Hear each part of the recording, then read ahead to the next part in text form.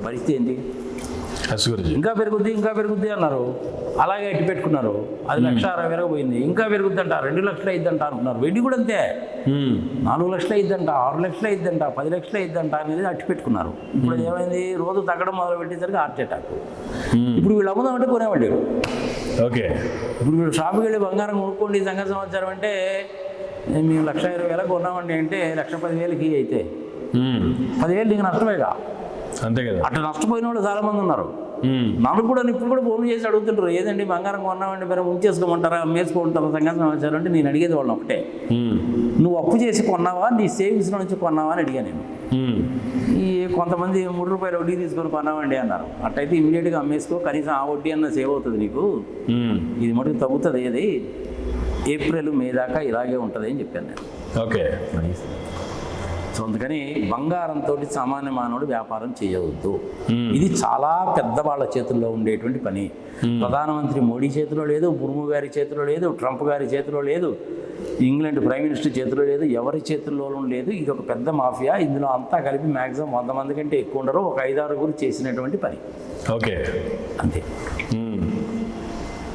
బంగారాన్ని గురించి చెప్పాలంటే, సింపుల్గా చెప్పాలంటే ఇది ఇవన్నీ కూడా పెద్ద మాఫియాలు. ఆ మాఫియాల దెబ్బకి నువ్వేడ తట్టుకుంటావు. అది ఒక్కసారి ఎంత దూరం పోతుందంటే, గట్టిగా నువ్వు కనుక చెప్పావు అనేసి అంటే నీ ప్రాణం తీయడానికి కూడా వెనుకాడు వాడు. ఓకే, అంత దారుణంగా ఉంటుంది.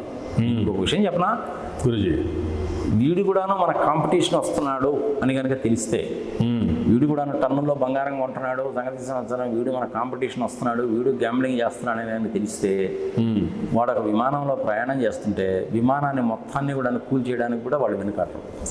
అంత దారుణాలు కూడా జరుగుతాయి. ఇంపార్టెంట్ సైంటిస్ట్ వాడు కనుక ఉన్నాడంటే వాడి మూలంగా మనకి ఇబ్బంది కలుగుతుందేమో, మన వ్యాపారానికి ఇబ్బంది కలుగుతుంది అంటే ఆ ప్లేన్ మొత్తాన్ని కూడా క్రాష్ చేస్తారు ఒక్కడి మూలకంగా. ఓకే, అంత దారుణాలుగా బిడ్డు కడతారు, ప్రభుత్వాన్ని కూలదోస్తారు. ఇలాంటివన్నీ చాలా జరుగుతాయి. పోయినసారి మన ప్రైమ్ మినిస్టర్ గారు షాంఘై మీటింగ్కి వెళ్ళారుగా. Yes sir. ఈయనకి సపరేట్ ప్రోటోకాల్ అయితే ఉంటుంది కదా, సేఫ్టీ సెక్యూరిటీ ప్రోటోకాల్ ఉంటుంది కదా. కానీ ఆయన హోటల్లో నుంచి బయటకు వచ్చి ఆ ప్రోటోకాల్ ఎక్కల. పుతిన్ గారు ఆయన కోసం వెయిట్ చేసి ఆయన కారులో ఎక్కించుకుపోయాడు. 45 నిమిషాలు ఆయన కారులోనే ఉంచి, మరి వాళ్ళిద్దరు ఏం ఆడుకున్నారో తెలియదు. అది హైలీ కాన్ఫిడెన్షియల్ థింగ్స్ కాబట్టి తెలుసుకోవాల్సిన అవసరం కూడా మనకు లేదు. మన దేశ ప్రధాని కాబట్టి మనకు ఉంటుందేమో, కానీ వాళ్ళ మధ్య జరిగిన విషయాలు మనకెందుకు, నీకు నాకు ఎందుకు. అంతే కదా. యాక్చువల్గా జరిగింది ఏమిటి అనేసి అంటే, ఆయన ఆ విధంగా ఆ రోజు వెళ్ళినప్పుడు ఢాకాలో ఒక సిఐఏ ఏజెంట్ హోటల్లో చచ్చిపోయాడు. ఆ రెండింటిని నువ్వు కనుక లింక్ చేసుకుంటే ప్రధానమంత్రి మోడీ గారిని కూడాను హత్యా ప్రయత్నం చేశారేమో అనేటువంటి అనుమానం వస్తుంది మనకి.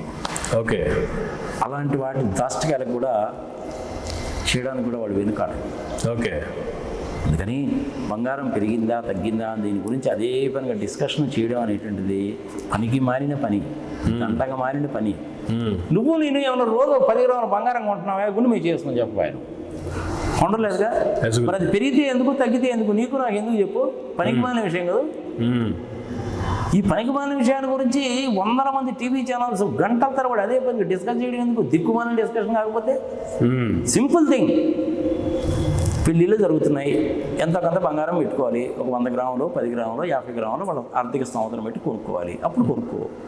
నీ దగ్గర 100 గ్రాములు బంగారం ఉంది, ఇంకొక 20 గ్రాములు పెడదాం అనుకుంటున్నావు, ₹10 ఎక్కువైనా 20 గ్రాములు కొనుక్కో సరిపోద్ది. దాంతోపాటు నీకెందుకు ఇది. వాళ్ళు చేసేటువంటి వ్యాపారం 100 టన్నుల్లో 1000 టన్నుల్లో ఉంటుంది. వాళ్ళు దాని మీద బిలియన్స్ ఆఫ్ డాలర్స్ సంపాదిస్తారు. నీకు నాకు ఎందుకు, వాళ్ళతో నీకు నాకు కంపారిజన్ ఎందుకు. నువ్వెంత నేనెంత వాళ్ళెంత. జార్జ్ సోరోస్ అంటే చిన్న మనిషి అనుకున్నావేది, ప్రభుత్వాన్ని కొలదోసేవాడు. వాడితో నీకు నాకు ఎందుకు. 21 సంవత్సరాల దగ్గర మొదలుపెట్టాడు వాడు, ఇప్పుడు 84 సంవత్సరాలు. అంటే ఇంచుమించుగా 62-63 సంవత్సరాల నుంచి వాడు ఇదే పనిలో ఉన్నాడు. అట్లాంటి వాళ్ళతో నీకు నాకు కంపారిజన్ ఎందుకు. అదానితోటి అంబానీతోటి నీకు నాకు కంపారిజన్ ఎందుకు. వాళ్ళ లెవెల్ వేరే, మన లెవెల్ వేరే. ఇంట్లో అమ్మాయికి పెళ్లి జరుగుతుంది, లేదంటే మనవరాలు ఆడపిల్ల ఉయ్యాల్లో వేస్తున్నారు, ఏదో ఒక నగ నకట్రా చేయించాలి కాబట్టి ఒక చిన్న ఉంగరం చేయించావు 2 గ్రాములు కొనుక్కో. నీ సేవింగ్స్లో నుంచి కొనుక్కో, అది కూడా అంతే. లేదంటే మన మలబార్ జ్యువెలర్స్ కానీ లలిత జ్యువెలర్స్ కానీ ఒకసారి స్కీమ్స్ పెడుతుంటాం. ఇది నెలకు 10,000 కట్టండి, 36 నెలలు కట్టండి, వస్తుంది సంగతి సమాచారం అని. అదేదో మలబార్ జ్యువెలర్స్ వాళ్ళు లలిత జ్యువెలర్స్ వాళ్ళు ఇట్లాంటి వాళ్ళు కనుక పెడితే నమ్మదగ్గ వ్యక్తులు కాబట్టి ఓకే. ఎవరి దగ్గర పెడితే వాళ్ళ దగ్గర పెట్టబాకండి మళ్ళీ మీరు. ఓకే. ప్రైవేట్ చిట్లు కట్టినట్టే ఉంటుంది అది. ఆడేమో ప్రైవేట్ చిట్లు కట్టించుకుంటాడు, దానికి రిజిస్ట్రేషన్ ఉండదు, పాడు పచ్చిపదలు ఏదే ఉండదు, ఫైన్ మార్నింగ్ బోర్డు తిప్పేస్తాడు మీకు ఒక్క. అలాంటి పనులు చేయకండి. ఓకే. ఈ మలబార్ గోల్డ్లో కానీ, లలిత జ్యువెలర్స్లో కానీ, జాయ్ అలూకాస్లో కానీ ఇట్లాంటి వాటిని నమ్మదగ్గ వ్యక్తులు వాళ్ళు. ఏంటంటే 40-50 సంవత్సరాల నుంచి ఆ వ్యాపారంలో ఉన్నారు కాబట్టి ఇట్లాంటి చిల్లర పనులు చేయరు వాళ్ళు, గోల్డ్ తీపేసే పనులు చేయరు. అలాంటి వాళ్ళ దగ్గర పెట్టుకోండి. సేఫ్. బాగా అవసరమైంది కొనుక్కోండి. పెళ్ళిళ్ళు, పబ్బాలు, గృహప్రవేశాలు వచ్చినాయి అట్లాంటప్పుడు కొనుక్కోండి. అంతేగాని జార్జ్ సిరోజ్ తోటి, మెకన్సీ వాళ్ళతోటి, జేడీ మోర్గాన్ వాళ్ళతోటి, మోర్గాన్ అండ్ కంపెనీ వాళ్ళతోటి, హెచ్ఎస్బిసి వాళ్ళతోటి, రిజర్వ్ బ్యాంక్ కొనదు కదా మనం ఎందుకు కొనకూడదు? రిజర్వ్ బ్యాంక్ ఎక్కడ, నువ్వెక్కడ? రిజర్వ్ బ్యాంక్ వాళ్ళ దగ్గర 9,60,000 కోట్ల రూపాయల రిజర్వ్లు ఉన్నాయి. ఆ రిజర్వ్స్ నుంచి కొన్నారు. అది దేశానికి ఉపయోగం. నీకు నాకు ఎందుకంటే వాళ్ళు మంచి పని చేశారుగా.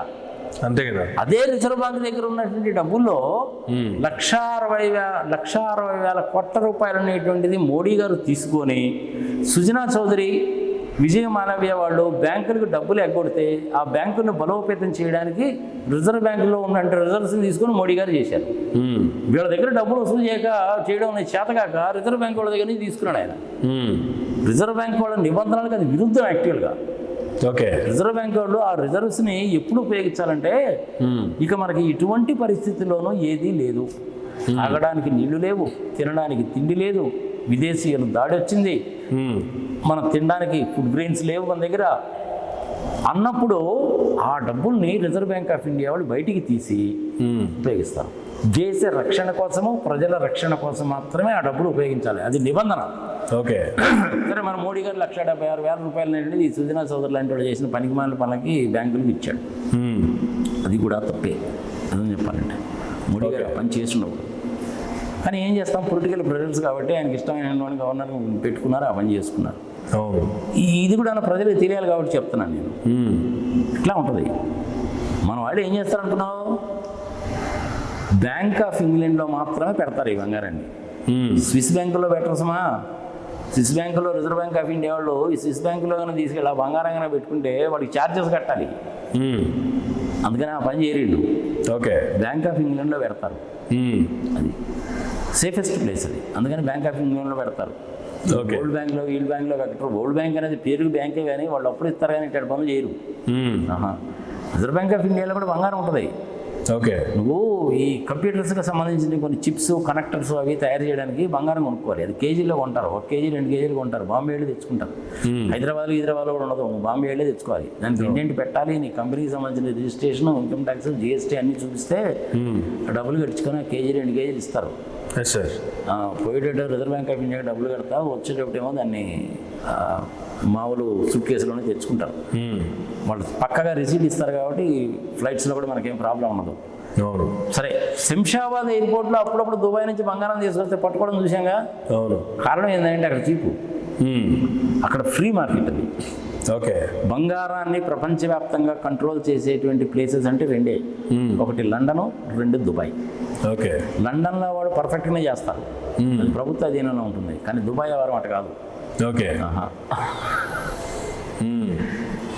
ఆ సంగతులన్నీ ప్రజలకు ఎందుకు?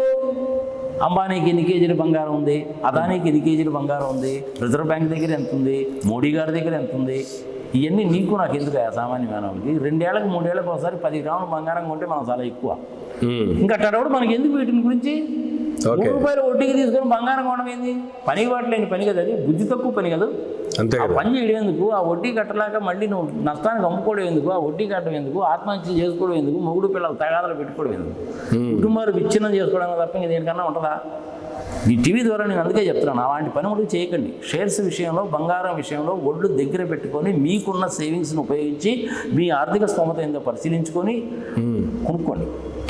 అత్యవసర పరిస్థితిలో బాగా ఉపయోగపడుతుంది కాబట్టి ఉపయోగించుకోండి. ఇంట్లో కూడా పెట్టుకోబాకండి, లాకర్స్లో పెట్టుకోండి. కొంచెం ఇంట్లో పెట్టుకోండి కానీ మిగిలింది లాకర్లో పెట్టుకోండి. మన మోడీ గారు ఏం చేశారనుకున్నాం ఇంతకుముందు ఇదే బంగారం మీద? ఎన్టీవీ వాళ్ళు ఒకసారి పిలిస్తే వెళ్ళాను నేను.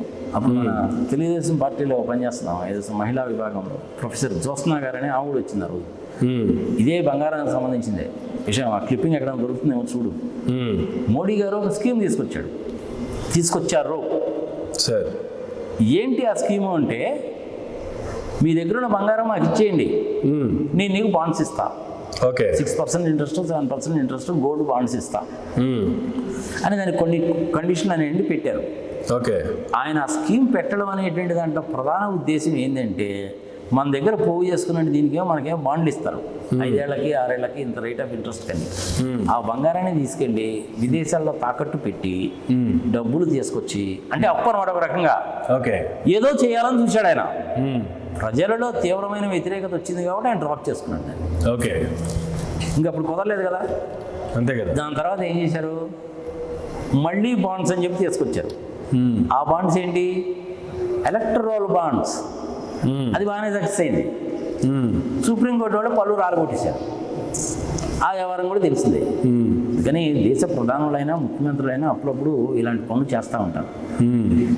కానీ బంగారాన్ని గురించి పెరిగింది తగ్గింది, ఓహో తగ్గిపోయింది, ఆహా తగ్గిపోయింది. జనాల ఆతృత ఎట్లుంటుందంటే, పెరుగుతున్నప్పుడేమో ఇంకా పెరుగుతుందని చెప్పి కొంటారు, తగ్గుతున్నప్పుడేమో ఇంక ఇంతకంటే తగ్గదంతా, ఇదంతా కూడా అటాలు అంటారే. ఇవన్నీ వీళ్ళ ఊహాతీతమైన విషయాలే. అసలు విషయాలు అనేది తెలియదు. అసలు విషయం ఏంద్రా బాబు అంటే, 2018 దగ్గర నుంచి బంగారం కొనుక్కుంటూ వచ్చారు, టన్నులు పోగు చేసుకున్నారు, ఇక చాలేరా బాబు ప్రాఫిట్ బాగానే వచ్చిందని చెప్పి మొత్తం ఒక్కసారి అమ్మేశారు. అందుకని 3-4 రోజులు ఇంత తేడా వచ్చింది, లేదా మామూలుగా రాదు. ఎవడో చేసిన పనికి మనం విక్టిమ్స్ అయిపోతాం. ఈవీఎంలు చేసిన పనికి మనం విక్టిమ్స్ కాలేదా? ఒక్క ఆంధ్రప్రదేశ్లోనే 49 లక్షల షేర్లు ఎక్స్ట్రా వచ్చినాయిగా.